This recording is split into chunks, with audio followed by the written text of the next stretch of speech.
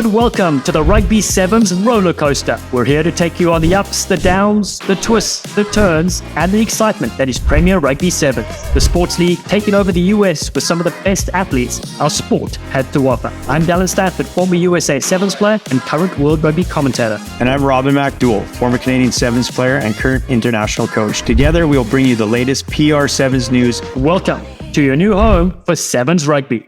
Pinkelman waits for it, he takes it, does Ben Pinkelman, sets up on a run as a US Eagle. Pinkelman has got Hager with him, finds him now, stunning play! It's the home side, the Pittsburgh Steeltoes, that are right back in this game. They get their first try. What a man, what an athlete. As we see here, Pinkelman says, I'll have that, thank you very much. Pins his ears back, takes on the last defender, and then links up with his speedster. 19-7 that trial. Remember, the winner goes through to DC. Can Pinkelman spark some more magic? Ben Pinkelman, good offload. Frees up Nicholas Smith, who's just cut down the bootstraps. Wormer comes in for a line. Colorado native player finds the fade. Ball over the top. Hager breaks a couple of ankles, and then they're breaking hearts. Campbell Johnston slices in. The defense got cancelled like my flight yesterday, and the Steeltoes are in. 5 points in it now, with over 3 minutes to go. Pittsburgh fans have come out of their numbers as Pinkelman goes up. Pinkelman has it yet again. Big Ben fires it away to Smith. It's the momentum that stays with the home side. John Lefebvre on the right. Hager puts a kick in. Hager chases. Hager has this. Hager's as tough as hard candy, the kind that lines Dent's pockets. This game is far from over, but Hager just kicked the game plan to the curb and said, out the way, I'll do it myself. Hager to put this out. Yes. It's a day of high drama as the ball floats over the touchline. It's full time. The Pittsburgh Steeltoes, champagne rugby all day long. 21 points to 19. They came back from trailing 19-0 and have won it and are going to DC. Dramatic finish, of course it was. That last 60 seconds was clinical. It was experience, and it was champagne for the home crowd who loved every single point that the Pittsburgh Steeltoes scored. Headliners for all money thought they were in for the win.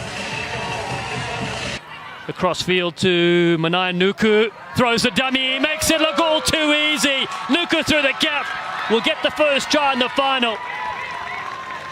And it's the Black Ferns 7-star that opens the account for the New York locals. Looking for the line, beats a couple. Coffee on the outside. Gustaitis absorbs the hit, frees up. Scout cheeks for the corner. And that's the response. And it took a wave of attack, but the Southern headliners are over. There's a tackle, Gustaitis is there.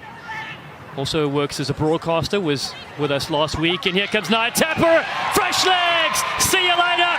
She's as dangerous as a pyramid scheme, is Nia Tapper. And the headliners take the lead. And they did it in Austin, Texas in the first tournament. They won 21-12. Penalty will be theirs, and they can tap this and kick it out and take the title and head with confidence to Washington, D.C. Harvey says, see you later, puts it into the stands, and they can celebrate another brilliant win. 12 points to 7, just a 5 points in it in the women's final. Harvey was outstanding, but it was a team effort in the end that got it done. Got a feel for the locals too, they put everything on the line. The defense was excellent, they just didn't have enough spark at the end to close it out. Another excellent final finishes in the Premier Rugby Sevens event here in Pittsburgh. Hello and welcome to episode 9 of the Rugby Sevens Rollercoaster, a North American-inspired podcast that focuses on the world of sevens. And it's a glorious world. What a barn burner we just witnessed in the Steel City as Pittsburgh, Pennsylvania hosted the PR Sevens Eastern Conference Finals at Highmark Stadium, a brilliant venue in downtown area. And in dramatic fashion, the home side, the Pittsburgh Steeltoes, won the men's competition, securing their place in the upcoming championship in DC alongside the Texas team. You couldn't have asked for a more exciting final, though, with the headliners leading 19-0, then conceding 21 consecutive points to go down to the Steeltoes. And on the women's side, the New York Locals and Headliners, who were finalists last time, resumed their battle in the final. Just one try separating them again. The Headliners winning 12-7, both teams locking a place in DC in August 6th. What a brilliant event, Robin. Well, first of all, what a picturesque stadium. I was at home watching online, Dallen. You're obviously in the best seat in the house.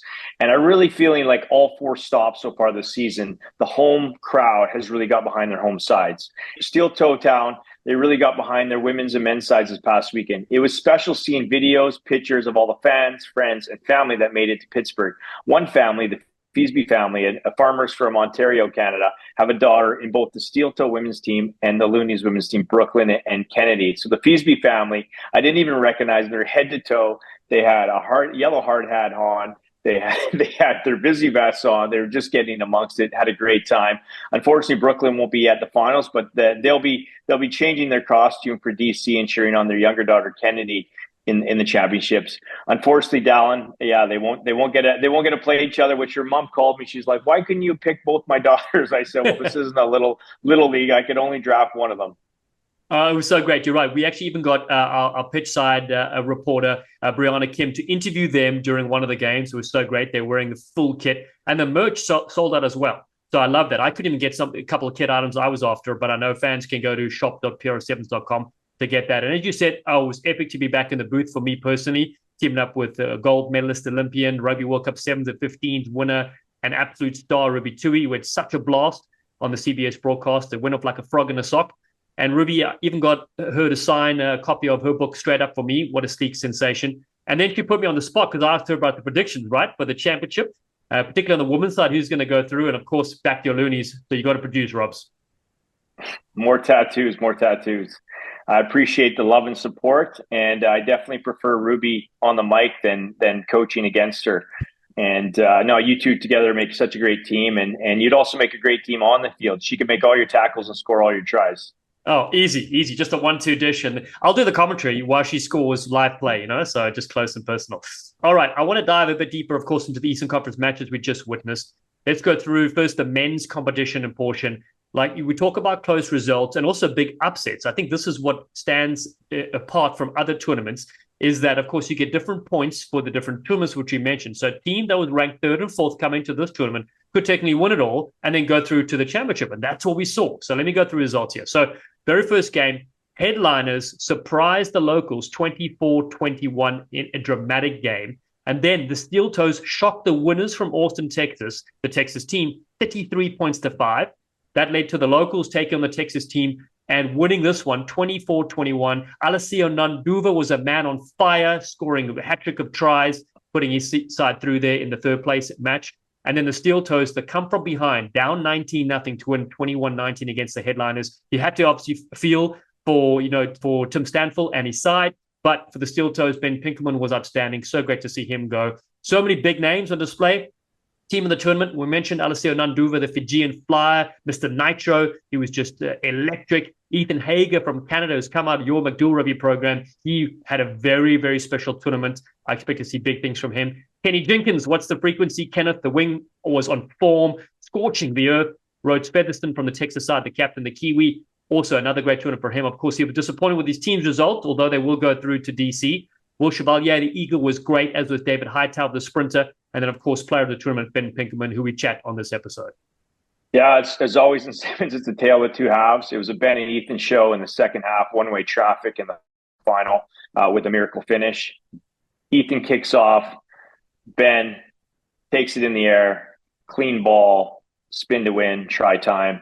And then Ethan with the chip and chase. It was just so great to see, those two connecting. And that's one thing that we obviously highlight, you being an American and obviously me being a Canadian, highlighting, but these players getting to play together in an Olympic year. How cool is that? And, just all these connections we had last Sunday we had Bianca Silva on the layover for 2 weeks up here in Canada training with us. So we had her with some Italian cooking at my mom's house this past Sunday, but her and the other Loonies flyer, Carissa Norston, they'll hopefully be battling at the Olympics next summer in Paris against each other, So you have all these connections that's going to build.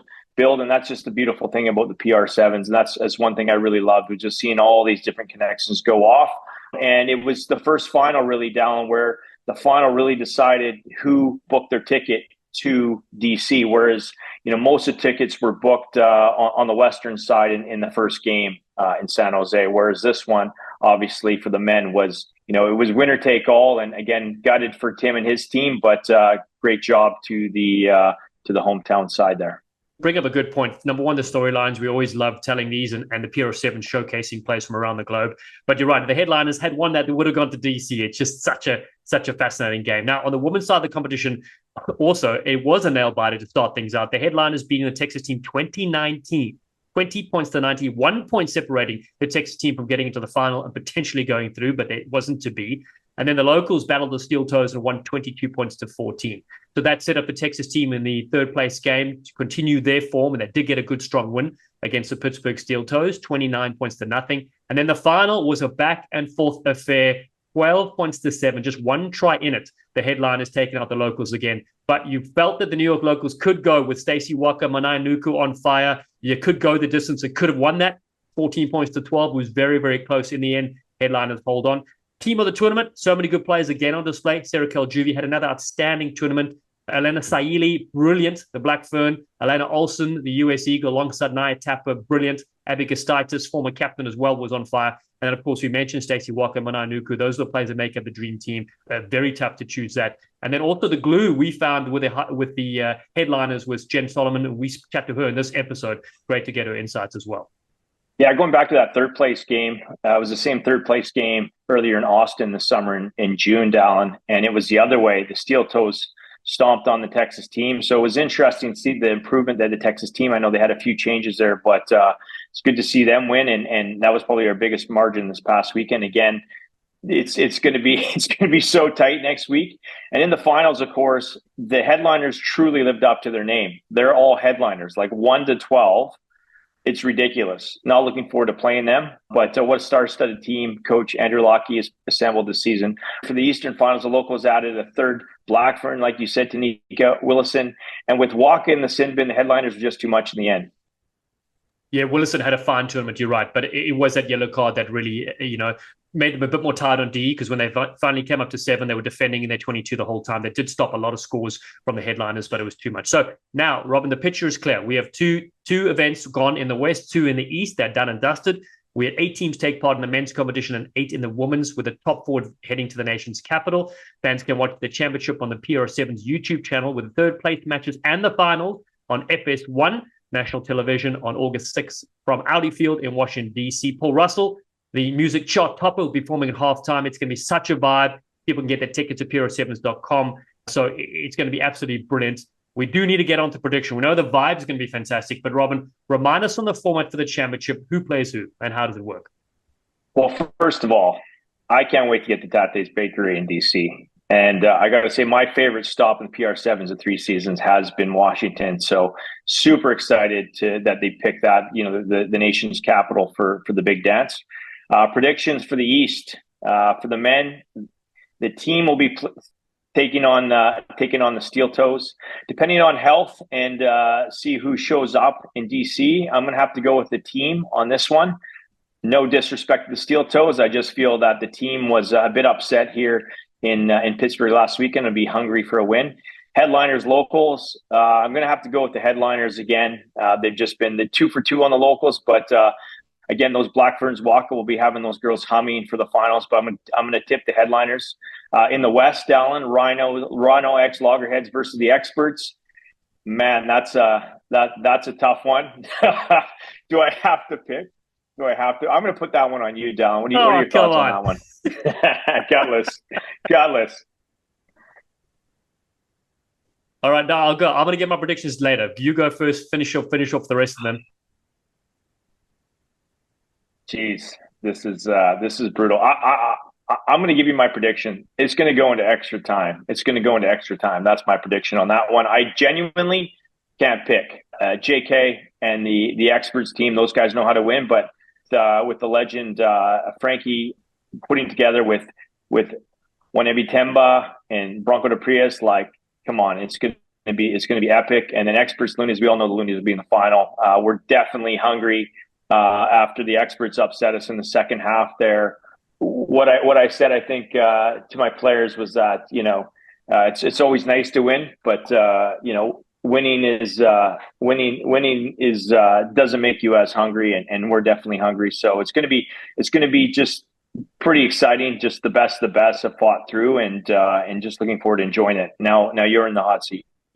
All right, harder to pick than a broken nose, but I'll give a couple of things. Okay, so without Ben Pinkelman for the Steeltoes on the men's side of things, I'm also going for the Texas team. They lost both games this past weekend, so they'll be very hungry with Rose Featherston leading aside to win there. So I think they will go through from that side, from the East. In the West, as you said, Rhinos ex-loggerheads against experts will go into extra time, will be so close. I'm actually tipping the experts because overall balanced squad, I like what they bring to the table. Of course, you can't argue with Dupriera and Uwani Temba. Whoever they field, I think we're seeing Thunga will probably be back in as well, which is great. So I think that's going to be that one. If that is the case, then I think the winners will be the experts taking out the team in the final for the men's side of it.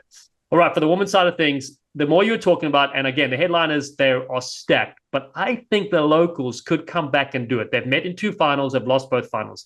I think they could surprise the headliners. So I'm going to go and throw something in the hat there, say the Stacey Walker crew is going to go through and win that one, facing your Loonies in the final. Of course, we can't go against the Loonies, the Canadian sensations, with a Levikelta ready to fire. So that's what I predict there, my friend. But before we crack on, I also want to thank our listeners and viewers for their amazing support, sharing us on the socials. Today's episode includes 2 standout players from the Eastern Conference we just witnessed. It's the Mexican international star of the headliners, Jenn Salomon, and USA Eagle Sevens legend Ben Pinkelman for the Steeltoes. Pure class. Yeah, I mean, as a fan and just an overall,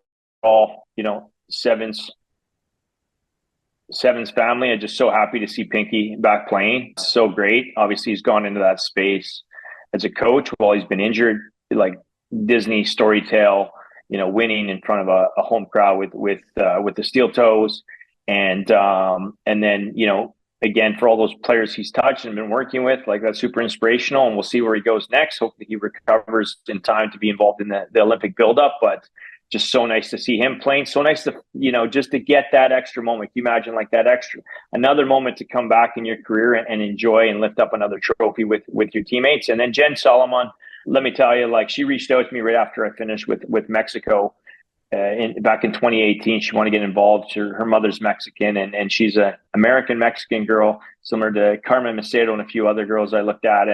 And she's been part of their story for the past 4 or 5 years. She's been to Olympic Qualifiers. She's been recently to Central American Caribbean Games. And she's overall just an amazing ambassador for the sport and the PR Sevens. And we're lucky to have them both on today. Yeah, we really are. All right, enough about us. We will see you on August 6th in Washington, D.C. PR7s.com is the new home for Sevens. Let us know who's going to win. Let us know who's going to win the women's final, who's going to win the men's final, which players should we watch out for, who's going to stand up and be counted. Of course, Robin's pointing to the Loonies there, but again, you don't have to pick Loonies. The schedule, the social links, everything you need will be online. Plus, you can watch the previous tournaments as well to catch up on the action. Thanks to the hydration partner, Good Sport, apparel partner, Samurai, and of course, the brilliant staff at the PR Sevens. It's time now for episode 9 of the Rugby Sevens Rollercoaster. It's Ben Pinkelman and Jenn Salomon. We hope you enjoy, you sleek sensations. All right, we thought Bigfoot was missing until Ben Pinkelman appeared out of the Colorado mountains. What a privilege to have one of the most successful USA Sevens forwards of our generation on the Rugby Sevens Rollercoaster. Big Ben, welcome, buddy.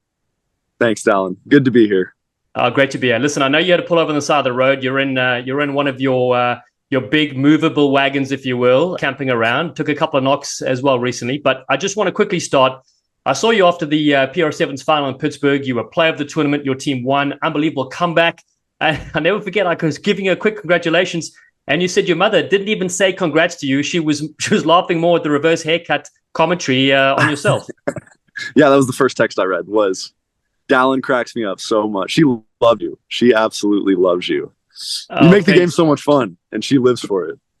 Oh, well, listen, and whenever you're playing, it's such a pleasure, and we're so happy to have you back. So I wanted to touch on that. So remind us again, our listeners, when was your last game of international competition for the Eagles, and what kind of injury did you have that then let you stop playing for a while? The last game of international competition would have been the Quest for Gold before the 2021 Olympics. I think that was like June of 2021. And then, my back injury knocked me out of rugby for quite a while. And Ben, tell us a little bit about your rehab with your back and getting back to a place where you're able to play at this level again. it was a lot of rest and recovery to start. It's probably like 6 months of just like letting my body recover and trying to start to feel normal again. Like I could feel all the tension and stuff leave like my neck and shoulders. I'm sure as a lot of rugby players do when they quit playing. It's like, oh, this is what actually being relaxed feels like. And then just starting to build back into it with a lot of core strengthening, a lot of acupuncture, a lot of things to loosen the muscles in the back, just kind of a lot of patience, just slowly doing those things every day to get my core strong and get my back looser, keeping the hamstrings loose, hips loose, kind of finding what works, what mattered, what didn't. And then once I started to feel a little more athletic again, just getting back into playing sports like basketball and things that I was comfortable with that weren't that much contact, and then eventually get back into the contact parts, which probably started about 3-4 months ago. But then my first game back, when I tried to play with on-back 15s, first carry, popped my shoulder out, AC joint separation. So then had to rehab that until I was able to get back into contact for the summer. Amazing story and a true rugby warrior. We actually first met, you probably don't remember, but it was in Dubai, I don't know, 2018, 2019. I was working with a North American group, and he was obviously in the middle of the Dubai Sevens, Dallen with USA. And he came flying over, saw some of the young U18 USA boys, was giving them coaching tips, pumping them up, and he's in the middle of a World Series competition. So obviously you've had that natural passion for the game, and obviously as a coach and supporting the next generation. During your time while you've been injured and rehabbing and coming back, you spent a lot of time coaching. And how has that helped shape you now coming back to playing? And what was that experience like, and who were you working with? Well, how it helps shape, I think coaching gives you a ton of empathy. That's probably one of the biggest things it does, is it just, you start to see things from every different perspective, and you start to understand all the different perspectives and all how much work it takes to make everything tick in the background. And so you start to have a lot more appreciation for all the people around you. You're tuned in with every player, and you kind of have to just appreciate them. I think one of the biggest things when we just won in Pittsburgh, one of the best things was just seeing how happy everyone else was, like just seeing all these guys succeed. And I don't think I would have noticed that or been as happy about it if I had just been playing the whole time. Because when you're playing is naturally very much, even though it's a team sport, you're very much focused on yourself. When you're coaching, you're very much focused on everyone else and just trying to support everyone else. So I think it gave me kind of a different perspective there. And it was a great experience. I mean, I think I learned a ton about myself. I think I learned a ton about what it would take to be an international coach, and a lot of good mentors around, and just trying to feed off each other and build and grow the USA Sevens into the next thing. Because, yeah, I am passionate about the younger generation getting better and trying to take advantage of what we have here. Yeah, and I know people can follow Ben Pinkelman coaching as well. You put a lot of great clips up there also. Look, I've never been inside of a ruck, but now I know what it is like by watching your videos. So that's classic, Ben. Listen, I want to get into the PR7s because it's so exciting seeing you back on the field. What a great opportunity for you to get back to that level, as you said. And was that always the plan when you spoke to Mike Friday about getting back into the US? You'd play a bit this summer with the PR7s? No, I mean, the plan was kind of like always in flow. Like it was always kind of like, because I didn't know how my back was going to respond to anything. I think it was in the back of both our minds that it was definitely a possibility. I think he probably knew a little more than I did that I wasn't ready to be done. But then it just kind of started coming back in probably like about 8 months ago, where I was like, I think I maybe can do this. And then I started training a bit and getting my feet in the water.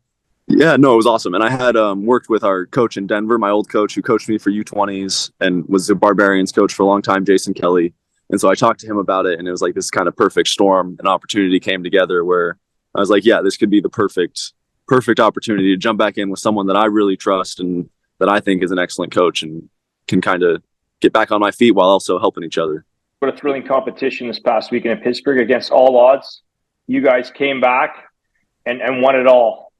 So nobody ever thought, and on the Western side, both fourth place teams, for fourth place men, fourth place women, came through to win as well. And Sevens obviously is a roller coaster, just like our podcast.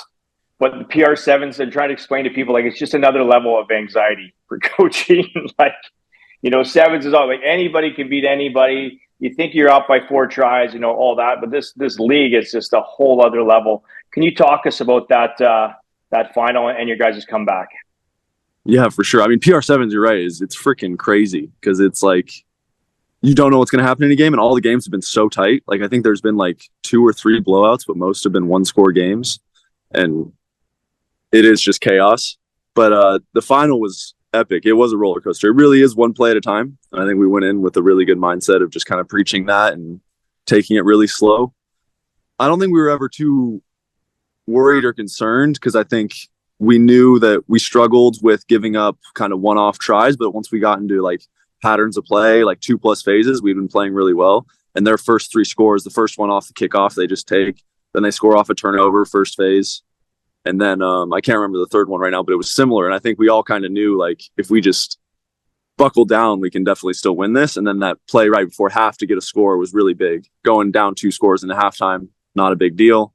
And then, the second half momentum was just all on our side, and we were able to just ride it and then ride it out that last minute and finish the clock. And I think that's something that I brought. I think Ethan from Canada brought a lot of, is just composure, like composure in the moments that matter the most to make the play that will impact the game.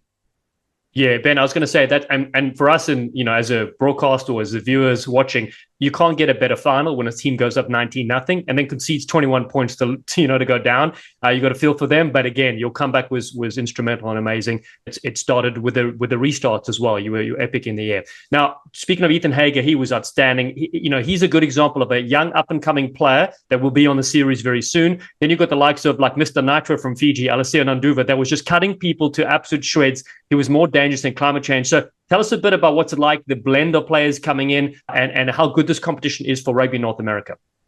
Oh, it's huge for Rugby North America, especially spending my last couple of years doing the scouting stuff. Like the more we can get these guys in, because it is those composure situations, the more we can get guys in high level pressure situations against good competition. That's how Sevens will get better in the country. So for the country, it's huge. I think a lot of good mix of talent. I think we have some good young players that are probably not in the limelight, but could deserve to be and are kind of earning their way. Ethan's an incredible young player. I think he definitely will make it. He's got the right attitude. He believes in himself. He's going to be able to make it happen. But then, I think the sprinkle of having Nanduva out there and these guys that are just deadly, it adds that intensity that you'll get from some of the World Series all the time. So that's huge. That's a huge part of it. Is like, what was the headliner's center name from New Zealand, number 77? Oh yeah, Kitione Vai. Yeah, Vai was fantastic as well. But also in that first tournament, I mean, even though his team didn't do a lot, he carved it up. He was so good. That truck stick in the corner on their turnover try, like that's like, I not to throw Campbell Johnstone under the bus, my boy Soups, but I was like ready for him to make that tackle, and then it's that big World Series moment of like, this guy's going to bring it every moment. And so I think it's really cool to see, and for guys to get to level a taste of that intensity that comes to every play. I really enjoy watching Ethan play with you. He's one of the boys that I've had the pleasure of coaching. He's been in a lot of my pathway Canada teams throughout the years, and one of those families. I talk a lot with his dad. They actually came down from Ontario to support. He's just been knocking on the door, but since he's been involved, like I think he first went on a Maple Leafs Development Canada tour to the South American stops in, he was probably 18 or 19 years old. There's been 3 or 4 national team coaches since he's come through at a young age. And so right when he's about to make it, there's been that transition. But now I think he's kicked the door in, and I think Sean White's finally listening. Well, not so much Whitey's been a supporter, but I mean, like, I think the national team's finally listening. And but just that connection of that perfect restart he was putting up, and just you guys just controlled the whole game. It was one-sided. It was the nicest sevens that I've seen in the East, and that's really what we want as coaches, commentators, and players and fans, is actually some nice sevens. Because in the West, there's been just a lot. In the men, it's just been a lot of smashing. So it was lovely to see you guys in form. You guys got to play at home in Pittsburgh. Was it super special, extra special to win at home in front of that steel toe home crowd? For sure, man. It always is. It's always different. I think it's a game changer. You saw Austin won in Austin, and then we won in Pittsburgh, because when you have people cheering for you in a game that you're exhausted 4 minutes in, and then you hear people pushing you on and cheering for you, it pushes you an extra step further. So the home crowd always, I think, in a sevens adds a huge element. And I think it meant something to them. It looked like they had sold so much merchandise, so many Pittsburgh people wearing like Steeltoes gear in the crowd. I thought that was really cool to see, because maybe we weren't all from Pittsburgh, but we were trying to be a professional franchise that represents the city. And for them to get on board, I mean, it means a lot to us as players, and I hope it meant a lot to them as a community, because I know it's a great rugby community. Yeah, and I love that stadium is right downtown, which is awesome. So you got everybody coming and milling around, and you're right, merch sold out so quickly. I couldn't even get a couple of items I was looking to grab, So I love that. Pinky, we know you got to go, but the last couple of quick questions for you. If you can think back and remember when playing for USA in recent years, which favorite tournament would you list as your top one? The one behind you, the one behind your background, Hong Kong. There we go, sure. Hong Kong. Done. Easy. Okay, good. No doubt about it. Yeah. No doubt about it. Okay, great. I will say my favorite moment, though, is giving you a big hug after you won one of the Vegas Sevens tournaments as well. Obviously, winning an event is unbelievable, and you're part of a rare group to do that for the US. Let's talk about favorite players, okay, or tough players that you've played against, you have a lot of respect for. Could you name some players on the Sevens World Series that you really admire and have had good battles against? Yeah, for sure. I mean, I'll start with Werner Koch. That was definitely I loved battling against him. That was someone who I wanted to resemble my game after, just because of his relentless work rate, always looking for something to do and always bring the utmost intensity to everything he was involved in, never taking anything off. I think he was a phenomenal person to frame myself after and then battle against, test myself against. I mean, yeah, there's a lot, right? Jerry 2i, I think, is just on another level. He was a different planet with how quick and strong he was and how well he saw the game. Some flyers that I played against that probably weren't as common on the Sevens World Series, or Vakatawa and then Gilius Kaka. I thought those two guys could have won any Sevens tournament across the world. France was a different team when they had Vakatawa in it, and New Zealand for Gilius Kaka for New Zealand made me look stupid so many times. Just unbelievable feat. And then the last one I'll throw out is is it Mateus? How do you say it? The ostrich for Argentina? Oh, yes. Matthias Osatsuk? Yeah, I think he's unbelievable. He's an unbelievable player that I think we have kind of similar games. He's probably a little more athletic than I ever was, but just incredible mind, incredible vision. Yeah. And great hair as well, Great hair. Crucial. I love it. Crucial. Exactly. Great selections. Thank you. And what are some of your favorite teammates with Team USA? Obviously, there's probably almost all of them, but who are some of the guys that you really enjoy going to battle with? Define favorite. Are we talking favorite ones to just be on the field with, or favorite ones to hang around with after? Let's say top two on and off the field. Okay, top two on the field. One's got to be Martin Yosefo. I think it all goes back to that kind of instincts and vision thing. He just always knew where to be and where the ball should go next. Probably put Flau Nua in that same boat. His incredible vision. But second one, I'll go with Danny, just because the physicality was something that you definitely wanted on your side and did not want on the other side. And he would fight for any of his brothers. So I think it was huge having him on the field. And then off the field, I'll go with Kayvon and Perry. Those just are two great people, my boys, that I would love to hang out with anytime. Oh, that's a good group. We should get that group together soon, We're probably going to meet up with some of them shortly. Listen, yeah. Pinky, we want to thank you for your time, buddy. And we know you'll probably be in a supporting role, coaching, who knows, at the PR Sevens Championship on August 6th in Washington, D.C. But of course, we know the fans were backing the Men of Steel from Pittsburgh. So good to have you on, my friend. Yeah, thanks, Dallen. One of the electric PR7 standout players of the 2023 season, Mexican international and all-round lovely hot stepper of note. Jenn Salomon joins us now on the Rugby Sevens Rollercoaster. Thank you for your time, Jen.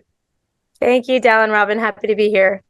Well, firstly, I want to say congratulations on back-to-back wins this season, of course, with the Southern Headliners. Tell us a bit about what has been key to your team's consistency and over the last season as well. Sure, absolutely. So I think it was interesting. The first stop, the first leg, and in Austin, we actually had a very different team. The three returning players, besides Elena and Naya, who had been in the first season of PR7s, was just Monique Coffey, Laura Herf, and then myself. So the team was a bit different. It was really cool that there are a lot of domestic grassroots players coming in, getting the opportunity. But our big focus in that tournament leading into Pittsburgh was that Coach Andrew Locke and Lauren Barber, they really selected everyone for a reason, and everyone's really good at what they do best. And it's always hard. Obviously, we all know it's always hard to bring people in for 3 days a week and try to get them together towards the same goal. But that was the focus. It's hey, everyone here, you're good at what you do best. So make sure you focus on that according to the plan, because the game plan allows for you to do that and just express yourself and have fun. We were really able to build on that. We understood that the culture might have been different from last year, different players, but we had some key players that, we have like Lizzie Gibson was really big, the Canadian, on bringing everyone together and getting the hype, and same for her and everyone connecting on our off-field time. So I think that was really big into the first tournament. And the second tournament, we had even less time, but we had returners. So we had Grace Kukatai, Dejan Brown, Emma Farnan, and Abby Gustitis, and those are already key players. They have experience. They know exactly what they need to do when they come in with everyone else from last year, and we just connected and built upon from the first leg. So we're hoping to continue that into DC. Team has so much talent, so much experience, but everyone's really selfless and everyone's really a team player. So I think that's really big and key, and we're all just backing each other to shine on the field and, be the biggest cheerleaders. So yeah, it's really good. Well, when I saw you guys' roster for Pittsburgh, I was texting Lockie wow, that's a heck of a side, but you guys are winning with class and grace as well, which is something I really love. And you always lead by example. I told Dallen, you always have a smile on your face and are always loving the game, so that's great. Thank you. But Jenn, let's back up a little further. We first connected when you reached out to help you get involved with your Mexican heritage to pursue representing Mexico on the international stage. Myself, having worked with Mexico for 5 years, I just missed the opportunity to work with you. I know. But was very supportive and excited for more American Mexicans to get involved with Rugby Mexico as they move forward. Other players before you, like Carmen Macedo and a number of others that we brought in, and then to see you carry on, and now you've been there for 4 or 5 years in and out. You've been to Olympic qualifiers, you've been on World Series qualifiers, you've represented on the World Series, and most recently at the Central American and Caribbean Games in El Salvador, where you claimed silver. Previously, we'd only won 2 bronzes. So can you just share with our listeners what that experience has been like, getting in touch with your Mexican culture, which is like a whole experience on its own, and also just how proud you are to represent Mexico and play with your sisters? Yeah. I remember texting you, reaching out, which is so funny. And in that moment in time, I reached out to you and just a few, I guess I didn't want to talk to any friends. They're more like mentors or coaches that could unbiasedly lead me in the right direction. But for my heritage, I grew up in a Mexican household, but I'm also Haitian. So my father's Haitian, but he lived in Mexico. He claims he's the only Mexican that doesn't like spice, which isn't true, but he's not Mexican. He's Haitian. But yeah, it's a real gift to my family, my mom, my uncles, my aunts, everyone that currently still lives in Mexico. Growing up, I went a lot to visit, but as I got older, got into sports, the summers were more to stay here and play than go see them. So once I made a decision to go represent Mexico, they loved it. It was a huge gift. They rallied so hard behind me. The support is just immense. And it's really nice that when I do get to go into camp or go to Mexico, sometimes I'm able to make that trip to go see them, which is nice. And I feel like it brings me more connected with them than it did for a few years of my life, because, we're all here for a reason, dedicated your life to sport and the sacrifices that you have to make. So being able to represent my mother's culture, my family's culture, a culture that I grew up in, is really special to me. And playing with my sisters, I love that. It's cool. I played with so many different teams, but to be able to play with them and create a bond with them, they're family now. I've been to weddings. They're going to be, whenever I get married, to my weddings. It's really, really special. Not only, I remember when I joined, they're like, you have to speak Spanish here. It's really important in terms of conserving the language and culture. Don't expect that you can just come in here and speak English. And I already was fluent in Spanish, but that was a real difficulty for me when I first started playing over there. I was learning the game in Spanish. I was just oh, this is a bit strange, but I got with it. Our journey has been pretty interesting and incredible at the same time, very rewarding. Obviously, with Mexico, we are probably considered a tier 3 rugby country, and we don't have the resources It's getting better, but the resources and the experience overall than many other countries that we compete with when we go to the Challenger Series or even the World Series. But the girls have so much heart. They are warriors. We are able to come together and just fight. The really cool thing in the last year, we've grown so much. And for me, it's always sometimes a struggle to come from an environment like, for example, PR Sevens, or I played in England for a year and a half, and then go into another environment, sometimes like Mexico, where the level might not be the same, etc. But what they do have is heart. And I'm really, really proud of how our team has grown in the last year. We played in the Challenger Series in last August in South America, and we played Colombia. We got smashed by Colombia. I think it was like 20-something to 0 or 5. And as you mentioned, the Central American Games that occurred last month, it was a big lead up into that tournament, knowing that we were going to play them because we'll see them in the Pan Am Games in November. In our first day playing them, we tied 7-7. And then we played them in the final, and we got silver. Obviously, it's not the ideal, but it's still incredible to win silver. And they only beat us by 1 try, which was incredible compared to the 8-9 months before when we played them. And that for me is growth. The team sees that. And I think it's, even though that growth is in a short time, but we were able to conquer and play at Colombia's level, who was invited to Langford, the World Series this past year, is a great step forward leading into Pan Am Games in November. And just, we have our Olympic qualifier in a month. So it's just good steps heading in that direction, which is positive for us, because I think we sometimes are like super, super hopeful, and the work might not be done as a collective, and then we show up and then it's nothing that we imagined. It's more of like a heart-crushing experience. We're like, oh, we're almost there. But I feel like in the last year, we finally broke that like little glass ceiling that's there. It's like, okay, finally, we made a step that way. What can we do next? Like, what's ahead? But obviously the work has to be done. But yeah, it's really incredible. And whenever the time comes that I have to put my boots up, I know that I've made an impact, and my teammates have made an impact on not only on myself, but the things that we're doing for Rugby Mexico is pretty incredible as women in Mexico. So it's really cool. Yeah, it really is. And I remember seeing you at the Fast Four tournament in Canada a few years back. It was great. Yeah, it was great to see you playing. And I remember your name from years before. And it's good to see, as you said, the great thing about Sevens, as we know, is, you know, with a bit of time together and a bit of resources, a team can really improve from leaps and bounds, which you've done. Where 15 aside, I feel like it takes years and years to build a team and build a culture and be able to compete at that national level. And you've done wonderful work with the Mexican side. And again, let's talk about the PR7. So how great for you, because you've been on the series, you played in the Challenger Series against star players. So tell us about that final. You're up against, you know, Stacey Walker, Manaya Nuku, Tanika Willison, stuff like that. Was it a pretty cool pinch me moment where you're like, wow, I'm playing against these players and we're winning as well?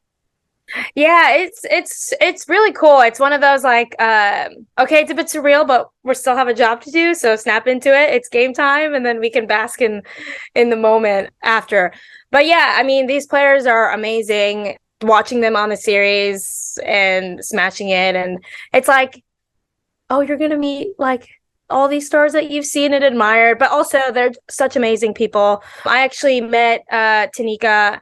I played with her in Dubai this last Dubai in the Invitational, and like to have her here and play against her now was really cool. And yeah, I think it's wonderful what PR Sevens is doing, bringing these world-class players into this tournament to obviously showcase their skill, and also be able, like players like myself that don't get that those experiences often, or just others that might not, to be able to share the pitch with them and learn from them. And even, for example, Hafa, she was just speaking with you 2 weeks ago with Branko, and I'm at Rhinos too, but Hafa was my roommate for a few weeks, and just being able to sit with her and just like tap into her brain. She's trained with us. It was really cool to learn from them as well. So yeah, it's pretty cool, because I mean, in what other world would I ever play against like Stacey Waka or like low chance. But yeah, it's really cool. Yeah, there's so many great things about our sport obviously the World Series and sharing hotels, flying together, eating together, all that stuff. And then the PR Sevens, I said last year, Lockie was my roommate for the first 2 stops, obviously played you guys in the finals last year. And then Sarabi was my roommate last year. So like, it's just, I tell people it's another level, even above the World Series. We're actually like rooming with your opposition. Like that would never happen in hockey or basketball or base. Like you would never do that. And because of that, I got to know Lockie, and we've had good banter, and we've been supporting each other on either side of the conference. And it's just made the North American landscape and the global rugby landscape smaller is one thing I really love. And for me, genuinely, like I'm such a fan of all the coaches and all the players as well. So, it's been so fun to see again your progressions, or Isabella from Mexico. And I just want to give you, like, the Mexican team a shout out, that the women and the men, like, you are all, the Mexican Federation is doing a better job. Francisco did a great job for a number of years, and now Ernesto's taken to the next level at trying to find support and resources. But independently, you girls, like you said, you went to the UK, you're playing in this league. Isabella, are training at Rhinos. Like, everybody's going off. Vanessa Gasparin has gone to, Australia. So you guys are all just being resourceful amongst yourselves and then bringing that knowledge back, which is super inspirational. And you girls are finding a way to be successful. Now, last question for me. You're heading my way to beautiful Vancouver Island, Canada, later in August to compete at the Olympic Game qualifier. How is your women's team looking ahead of that competition, and what are some of your goals going into that qualifier? I think for us, we knew that this year was really big in competition. So we had the Challenger Series in South Africa in April. We had Central American Games. We have RANS. We have Pan Am Games. We're looking at the qualifier. We're looking to get into that final against Canada. It's a round robin, but we can't sleep because we know Jamaica is just as strong. They proved that right in Central American Games when they beat us. Not again. But we're looking to be in that final with Canada and to showcase the work and the growth that we've had in this last year.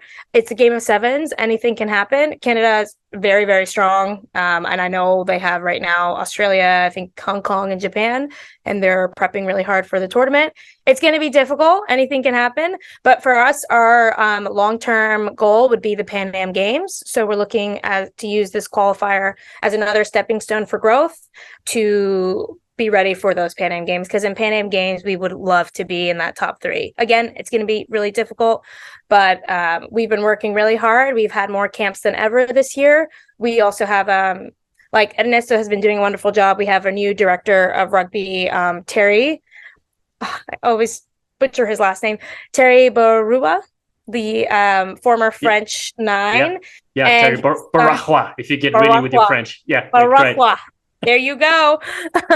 But he's also done a really incredible job in such a short time and getting the standard up and creating more camps and everything like that. So the girls have been working hard, doing their individual things that they need to do. So when we assemble on the 12th of August, we can just focus on what we need to do leading into that qualifier. So we're really excited. It's going to be difficult. We know that. We understand the gap that there is between Canada, US, and then Mexico and the Caribbean countries. But we're ready to just give it all we have and chase it and hopefully create some magic, which would be pretty incredible. So well, we'll be cheering you on. So it's going to be so great. I just want to ask you one thing before we let you go. What do you do in your off time? I know you may have a teammate or two currently with you. So what happens, in your preparation? Do you get up to some fun stuff as well with your teammates? Yeah. So in between these 2 weeks, I'm in New York. I live north of New York, but we went to the Yankee game. So they never went to a Yankee game. That was it was a Subway Series. So Yankee versus Mets, city rivalry. And we'll do some touring at some point, more of the city. But right now it's recovery time and training time. We still have an objective next weekend in DC, and we've been sleeping a lot. So sleeping, we're training. My friend Andrew from childhood has a gym here, Apex, and he lets us use the gym for free, which is really nice. But yeah, just training, recovering, do a little touring. My mom's throwing me a birthday party tomorrow, so that'll be brilliant. Fun. Well, happy birthday coming up. That's so great. Thank you. So we're just relaxing, bonding a bit more, and just having a good old time. So yeah, nothing too crazy for the podcast. But No, exactly. But it's great to get some insight from you, of course. Thank you for your time. Wishing you all the best for the finals, but not too much against Robin's side, of course, coming up in DC. We can't wait to see how it unfolds. I don't hear. Thank you. Thank you so much for having me, and I look forward to seeing you both next weekend. Awesome. Cheers, Jen. Thanks again. Bye. Thanks for listening to the Rugby Sevens Rollercoaster. Visit pr7s.com to buy tickets to the 5 tournaments in 2023. Austin, Texas, June 17th. Minneapolis, Minnesota, June 24th. San Jose, California, July 15th. Pittsburgh, Pennsylvania, July 23. And the PR7s Championship on August 6th. Connect with us on social media at PR7s and watch any of the previous tournaments on the Premier Rugby Sevens YouTube channel. See you next time. You sleek sensations.